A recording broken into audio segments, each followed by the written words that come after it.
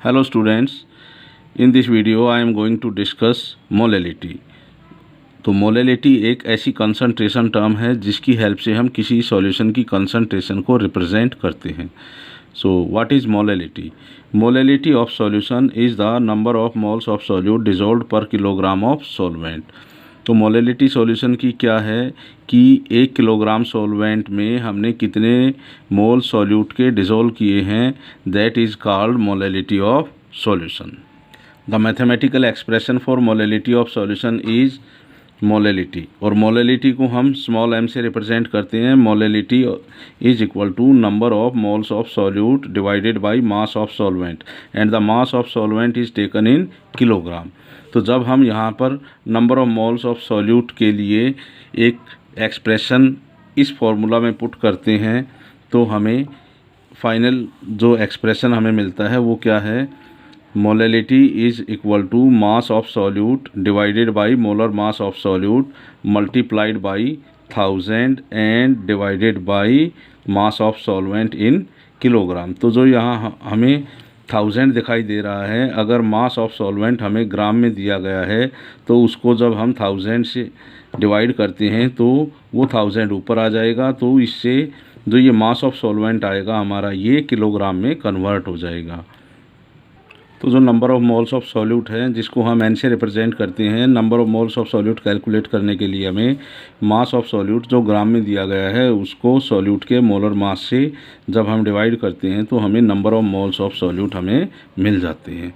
तो इसी वैल्यू को हम उस मोलैलिटी की इक्वेशन में पुट करते हैं तो हमें उसका फाइनल एक्सप्रेशन हमें मिलता है जो इस तरह से होगा। तो molality is equal to mass of solute divided by molar mass of solute, और जो ये टर्म है it is the number of moles of solute.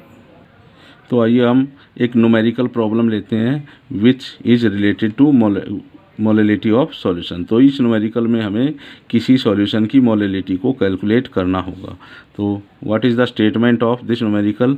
Calculate molality of solution which is prepared by dissolving 2.5 gram of ethanoic acid in 75 gram of benzene. तो यहाँ जो ethanoic acid का जो मास दिया गया है वो 2.5 ग्राम है, and it is the mass of solute, and 75 gram is the mass of solvent.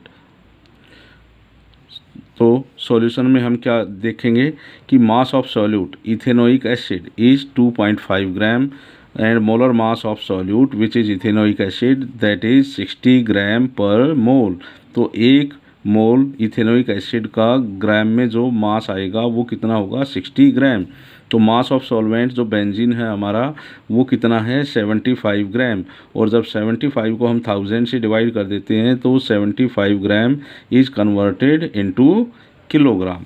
So in values को हम इस फॉर्मूला में पुट करेंगे और उस सॉल्यूशन की मोलैलिटी को कैलकुलेट कर लेंगे। तो जैसा यहाँ हम देख रहे हैं कि मास ऑफ सॉल्यूट हमारा 2.5 ग्राम है, मोलर मास ऑफ सॉल्यूट कितना है? 60 ग्राम पर मोल है, और जो मास ऑफ सॉल्वेंट था जो 75 ग्राम था उसको हमने 1000 से डिवाइड कर दिया, वो ऊपर आ गया। तो ये क्या हो गया? मास ऑफ सॉल्वेंट इन किलोग्राम। तो जब इसको हम सॉल्व करेंगे तो 2.5 का हमने पॉइंट यहाँ हमने हटा दिया तो 10 डिवाइडेड में हो गया। तो अब हम इसको सॉल्व करेंगे।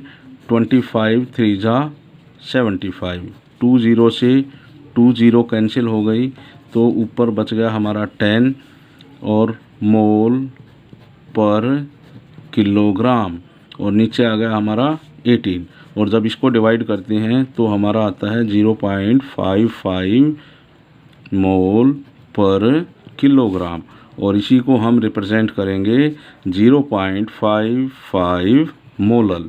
तो हमारे सॉल्यूशन की मोलैलिटी कितनी होगी? 0.55 मोलल।